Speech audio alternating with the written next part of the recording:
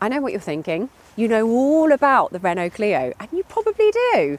A French super mini that is a bit like a Ford Fiesta, apart from it's a bit bigger, a bit more comfortable and a little bit less sporty to drive. But hang on, look at this front end. This is not the curvy Clio styling that we're used to. It's gone all sharp and angular. Yes, this is Renault's biggest styling update to this generation Clio, which came out in 2019. It could be more of a case of Renault stealing Peugeot's homework, but it's definitely distinctive.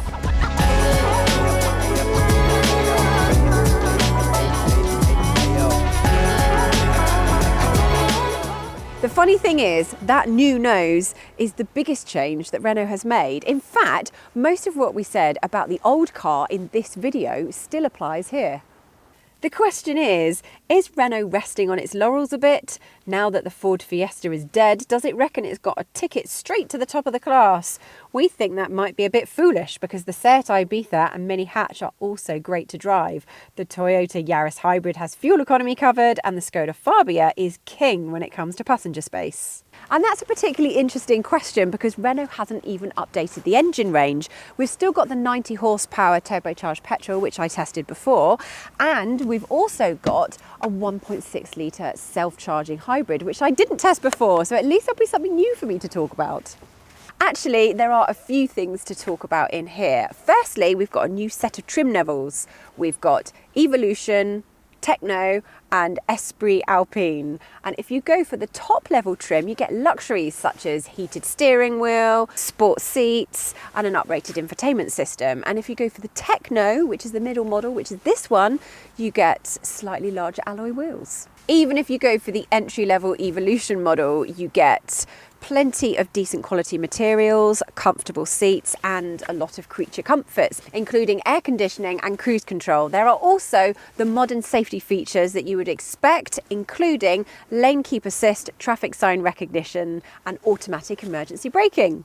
We've also got climate controls that are separate from the infotainment screen, which is helpful for adjusting when on the move. And even though this is the smaller of the two available infotainment screens, it's pretty comprehensive and includes built-in sat-nav, though the system itself can be a bit laggy. It's fortunate, therefore, that all Clios now come with wireless Apple CarPlay and Android Auto, which is a useful upgrade over the previous wired setup. Oh, and there's one more upgrade to show you over the outgoing car, and that is this digital driver's display. Now, in an age where car interiors are getting a little complicated, this is one that we really like because it is simple, functional and useful. Before we take a look at the comfort and space in the back seats, it's worth noting that there is a set of Isofix in the front as well as the two in the back. Back here it's the same as it always was.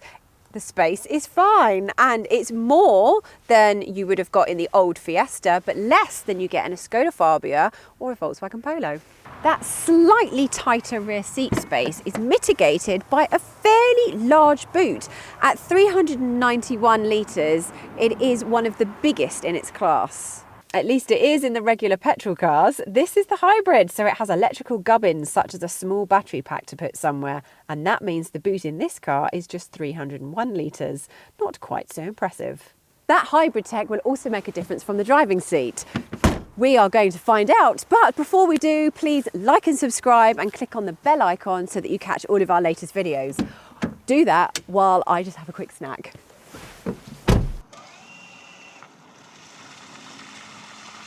Well, we weren't expecting any surprises from the spec sheet of the facelifted Clio, and so it proves. It drives just as we expected, and that is no bad thing. The suspension setup is relatively soft, which means it absorbs a lot of the lumps and bumps on British roads, yet at the same time it manages to feel controlled.